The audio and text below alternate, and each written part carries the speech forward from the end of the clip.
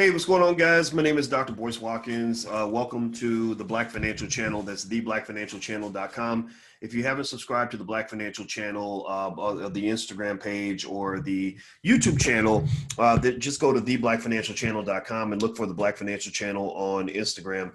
That is where we talk about daily financial news and commentary from a Black perspective. Now, I know that in the Black community, we have a lot of other issues that are happening right now, and I'm going to address a lot of those on Dr. Boyce TV, but I also want to help those that want to stay focused on also building wealth as you're working through, whether it's dealing with the pandemic or if you're trying to get ahead financially. And so I wanted to give you some insights on something that I was thinking about. First of all, raise your hand in the chat if you are an investor. If you are invested in the stock market, say something. You can get started investing with as little as $5 in 5 minutes. So don't think that you don't have enough money. Don't think that it's only for smart people. Don't think that it's hard to do.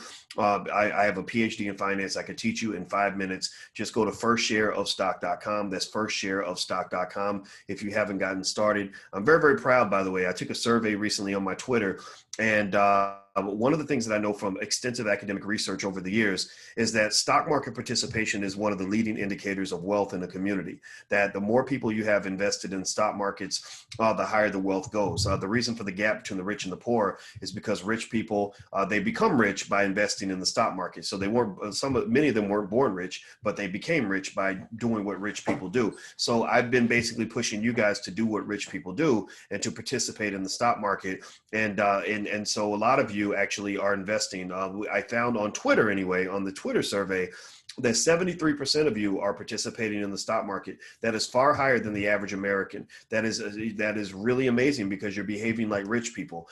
For people that have lots of high net worth, et cetera, the stock market participation rate's very high and is growing every day in the Black community. So I'm very proud of you. So give yourselves a round of applause for that. We are making moves. We are giving ourselves reparations or preparations or real reparations, whatever you want to call it. We're doing preparations for the next generation. We're getting real reparations because it's real wealth, and also it's reparations as well because we're able to repair our community. And who knows, maybe one day the government will write a check and that'll just give us more money to invest. Can I get an amen? Can I get a witness? Somebody give me a hallelujah in the chat. All right, so hit the thumbs up button, share and subscribe button. If you haven't done it, please do that. So let me give you a little bit of information about Amazon stock. These are some conclusions I've come to. With investing, sometimes things are hit or miss, but sometimes you can read the writing on the wall. And I want to share this with you that I believe actually will benefit you in your investing journey. Many of you saw that Apple's stock split and the price shot up. Many of you saw that Tesla stock split and the price shot up. I don't know how many of you own Apple or Tesla, but those stocks have been really good to you. You really had Christmas in August, as I like to say. A lot of y'all are balling out of control. You just ain't telling your friends because you don't want them to feel bad. But I know for a fact that many of my students in the Black Stock Market program are rolling in money because the stock market recovery during the pandemic has done extremely well. And I'm going to talk about just rich people. I'm talking about people that don't make a lot of money, but who took the little money they had and invested that money. I'm talking about people who flipped their stimulus check and have 3-4 times more money than they had when they first got the check. So with that said, the question becomes, here's the issue, right?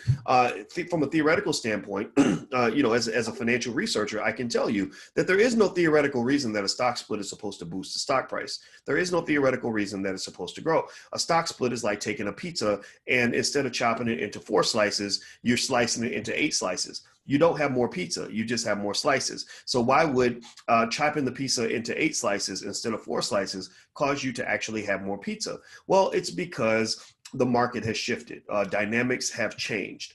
Investors have just evolved. You have this app called Robinhood that has brought millions of people into the stock market who weren't there before. And to be honest with you, many of these individuals have not really gotten a lot of training on what a stock price is supposed to be. A lot of them are like the bumblebee, where they say the bumblebee is too fat to fly, but the bumblebee flies anyway because the bumblebee doesn't know he's too fat to fly. So a lot of people don't know that they're not supposed to price a stock with a price earnings ratio that's insanely high. They just do it. They just buy it because their friends bought it or because they think the company's cool or because because they saw the company on the news. And I believe that's why Apple and Tesla shot up through the roof, because demand for the stock increased. Also, demand for the options increased. Options demand pushes up options premium from all the speculators in the market. Basically, you got people shaking the bones and rolling the dice. That's all it is. Think of it like a casino. And so a lot of options investors, speculators, are coming in and they're buying options like crazy, which is boosting the stock price and increasing the amount of liquidity and the amount of interest in those stocks,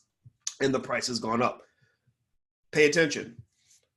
CEOs are watching this, right? Companies are looking at this and they're saying, whoa, wait a minute. You mean they just did a stock split? They just did a magical, mind game, and the price went up like that? Well, maybe we should split our stock, right? Maybe we should inject some life into our company. So I think that, it might make sense as a viable investment strategy to consider which stocks are most likely to split in the near future. This company near the top of my list that I believe I'd be stunned if this company didn't do a stock split in the next 12 months is Amazon. Amazon. If you've invested in Amazon, you've made a killing, because Amazon has been raking in money like crazy over the last 3 or 4 months. Amazon CEO Jeff Bezos is now a $200 billion man. He is the first person in recorded history to have $200 billion in his wealth portfolio. So, and the reason he has $200 billion in wealth is because Jeff Bezos is he owns a big chunk of a company that's now worth about $1.7 trillion called Amazon. Here are a few quick reasons why I believe Amazon stock is going to have a split in the next 12 months. First of all, the price is too damn high. $3,000. Ain't nobody trying to buy a $3,000 share of stock. Most people I know are like, no, I'm not spending $3,000 on a share of stock. I'd rather go buy a $10 stock and get a bunch of shares so I can feel like I accomplished something. Now, mind you, there are fractional shares. You can go buy $5, $10 worth of Amazon on your Cash App if you want to, but people don't want to do that. Who wants to buy a piece of a share, right? A lot of people like the satisfaction of just knowing like I bought this whole share of a company. And Amazon is not a company that's within the reach of most people at a share price of $3,000. So I think that a great populist move for Amazon would be to chop the price up. I'm talking about a big split. I'm talking about like a 60-1, 50-1 type split. At least get the share price under $100.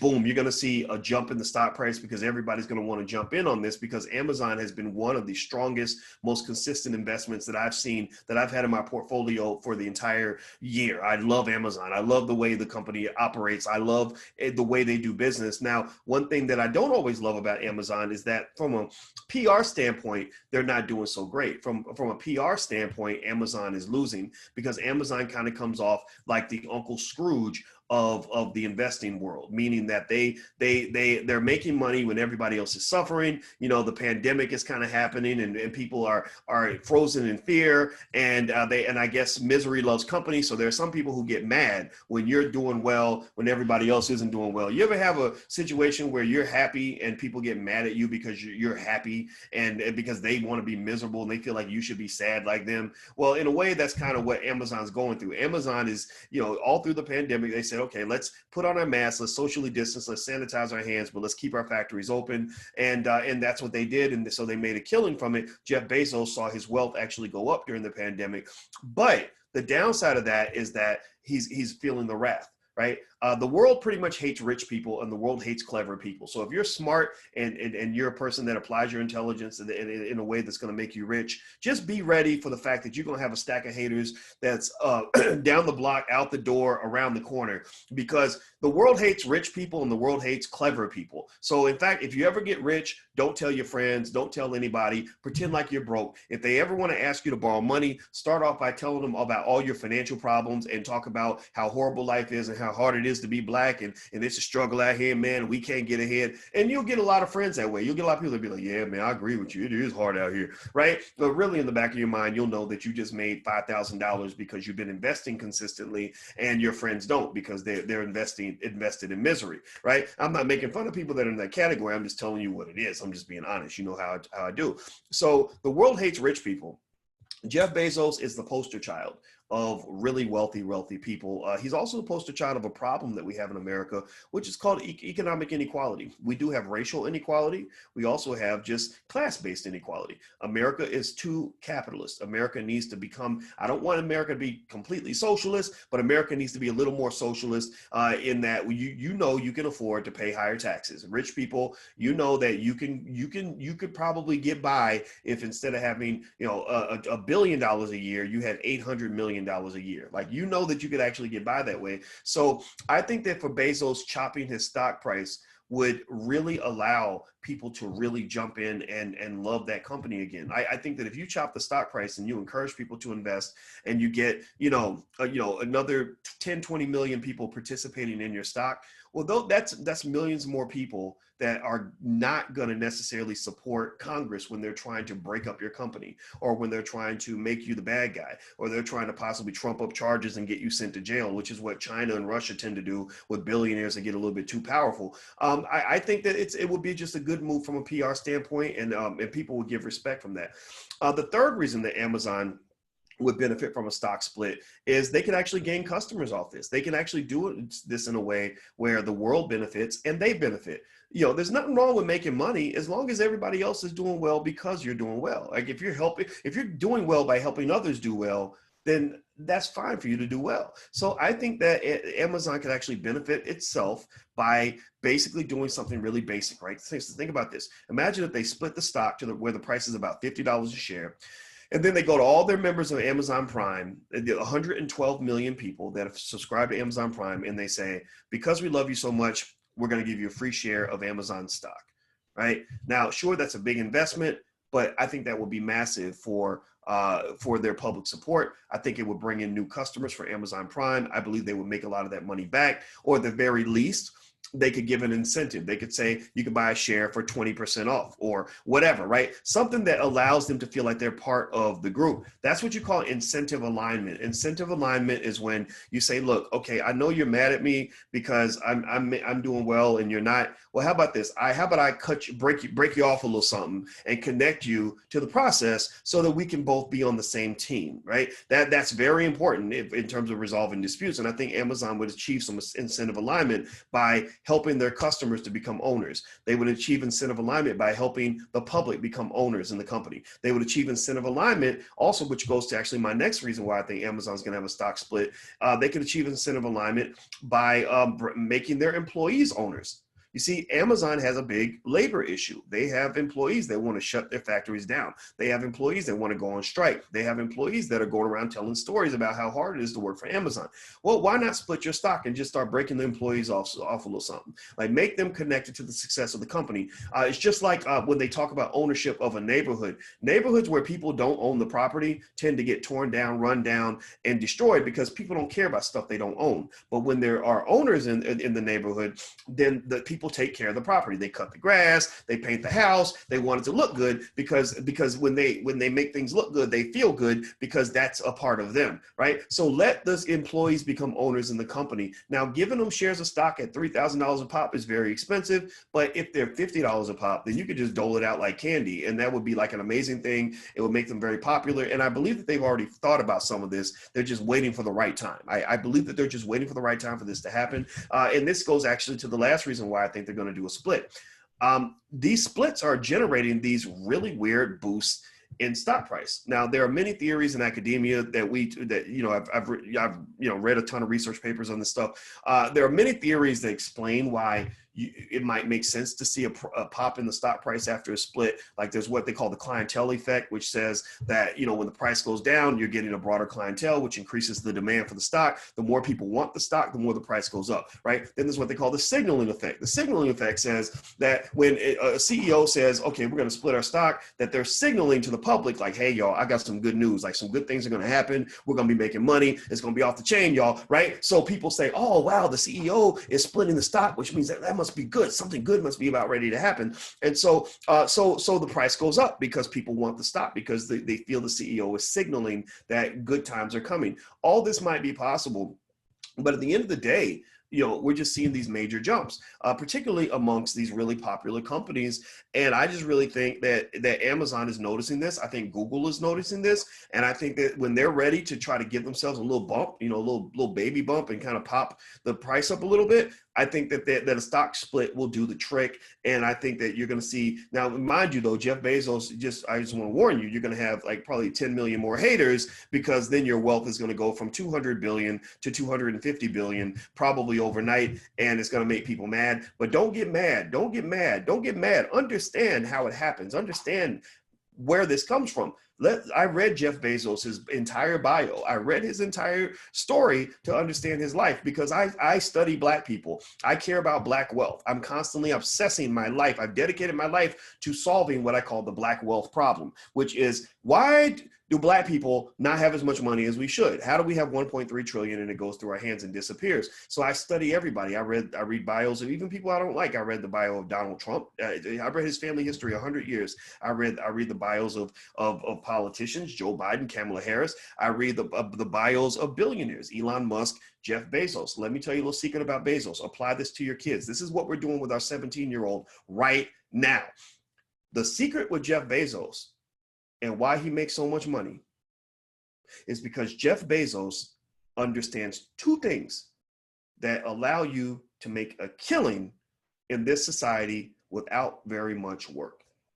Those two things are business and technology. Business and technology. That's why Bezos is making money, because he understands business and technology. Understanding technology means that you can get on the computer and you can understand how the internet works and how to sell a product online and all this other stuff. The business side is where you take the technology and you can scale it. You understand marketing. A lot of people, when I hear people talk about business, sometimes people that don't understand business that well will say something like, "Oh, that's a terrible company," or "That's a bad investment. They've lost money for the last 2 years. So clearly you're not a good investor. Clearly that's a stupid investment. That company isn't doing very well. Look, they lost money for the last 2 years." Well, do you know Amazon lost money, I want to say, for about a decade before they actually started going profitable? And what's really crazy is that Amazon didn't just lose money for many, many, many, many years. They were losing money even when they could have been making money. Even when they could have been profitable, they were like, "Nah, profits for suckers. We don't need profits." Right? Well, why would they do something like that? Why would a company not want to be profitable? Who does that? Right? Well, because they were playing chess and not checkers. Chess means that you say, "You know what? I'm going to give up a little bit today so I can have a whole lot more tomorrow." Right? The same. I had the same mindset when I was in graduate school, and people didn't understand why I was in school at the age of 28. Like, "Why are you still in school? You're 28 and you should be out of school. You should be out making money and having fun and living your life." I said, "No, I'm going to sacrifice now, because I'm going to be winning for the next 40 years. So I'll sacrifice the next 2 or 3 years so I can win for the next 40. You see, and when they measure cultures actually in communities that do well economically, that do the best, delayed gratification is actually the number one factor that determines whether or not you're going to actually have success and wealth. All delayed gratification is investing. All delayed gratification is sacrificing something today so you can have more tomorrow. That's all investing is. All investing is planting a seed and expecting a bigger harvest. The more seed you plant, the more harvest you have. A lot of us don't plant seeds. See, people, that little hater that you have in your family who's mad at you because even though you make the same income, you're doing well and they're not, because your stocks are paying you while you sleep and they still have to get up and go to work every day. Well, that person probably is a person who didn't plant seeds. And it's a mindset. Everything is a mindset. I remember when I was in graduate school and I talked to one of my friends, and we all got done. We were finishing. I wasn't in grad school yet. I was a senior in college. And mind you, I was never a good student in high school or anything like that. I did well in college because I wanted to find a way to get out of my situation. I didn't want to be poor. I didn't want to be broke. And so I was talking to one of my friends and I said, "So what are you going to do after you graduate?" And she said, "Oh, I don't know. I might go get a job, blah, blah, blah." And she said, "So what are you going to do?" I said, "Oh, I think I'm gonna go to grad school." And she said, "Oh, I like money too much to go to grad school." And you know what I said to her? I said, "I like money too much to not go to grad school." So how can we both love money and want to make money? But she's thinking, if I want to make money, I should not waste time going to grad school. And I'm thinking, no, I want to go to grad school for many, many years right? It's because I was playing chess. She was playing checkers. She was going to get that money now. She wanted that fast money. I wanted that long money. She wanted that quick money. I wanted that slow money, right? She wanted the tiny money. I wanted the big money, right? So if you want the big money, if you look at Jeff Bezos, now most people are never going to be worth $200 billion. That's an extreme example. But there are many people who know business and technology who made the sacrifice early, who ended up with big money, meaning maybe $1 million a month, $100,000 a month. The kind of money you don't make on a job unless you play for the Milwaukee Bucks. Okay, so prepare your children for that. That's what we're doing with our 17-year-old. He's going to school for engineering. I said, I don't care what engineering you study, just make sure you study business, because that's what an Elon Musk does. That's what a Jeff Bezos does. And that's how you're going to make your first million before you're 30, is you're going to understand technology and business. You're going to merge the two, come up with a great idea, build something extraordinary, and it will make money while you sleep. That's the world that we live in. That's how people get paid. So tell that to your kids. Have them watch this video, in fact. And I guarantee you that this one video right here, if you have them spend 10 minutes or 15 minutes watching this one video, it will change their life for the next 40 years. So I'm going to leave that up to you to make that decision. Maybe that was a bold claim, but it's something that I believe. Well, why? I don't know. I've only been teaching college students for the last 27 years. So anyway, guys, I'm done. Do me a favor, hit the thumbs up button, hit the share button, hit the subscribe button. I'll give you my stock pick of the day. My stock pick of the day is the stock that I just invested in pretty heavily is American Airlines. I just invested heavily in American Airlines. My options students know about this. Is I actually like the idea of writing the options on American Airlines stock. The income from the options is pretty good, but then also on top of that, I believe that the airlines are going to do extremely well when everybody stops being scared. I believe the airlines are doing lots of great stuff to help reduce the fear of flying. They've got special technology now that's helping to kill the virus. And there's an MIT professor who actually said that you only have a 1 in 4,000 chance of catching corona on an airplane. I think it was just catching it, not dying from it, catching it, right? So I believe that eventually over time, the fear will subside. Airlines are also, I believe, going to get a boost from the government when they finally quit fighting and pass the stimulus package, because you know they take care of the rich people first, which sucks, but that's what they do, right? So they're going to take care of the airlines, and that's going to lead to a bump. But then long term, I believe that American Airlines is going to do well for the portfolio. But either way, I write the call options because I don't really need it to do extremely well. I just want to get my money back and then make some sort of a return on investment. What's the strike date? I push out about a month. So anyway, if you want to learn more about things like options, if you go to the Black Business School, we actually have an options trading program, an options program where I can explain to you all about stock options, how they work, and all this other stuff. So feel free to go to the Black Business School, or you can also join, if you want to know more about my other stock picks and the stocks that I'm adding to my portfolio, you can go to theblackstockmarketprogram.com. That's theblackstockmarketprogram.com. The first month trial is $1. So you can try it out for 30 days for $1 and see if you like it. And then if you don't like it, we'll give you $1 back. Okay, guys. So I'm out of here. Have a good day. I'll see you soon. Thank you for listening. God bless you. Hit the thumbs up button, please, on your way out. Talk to you later. Bye-bye.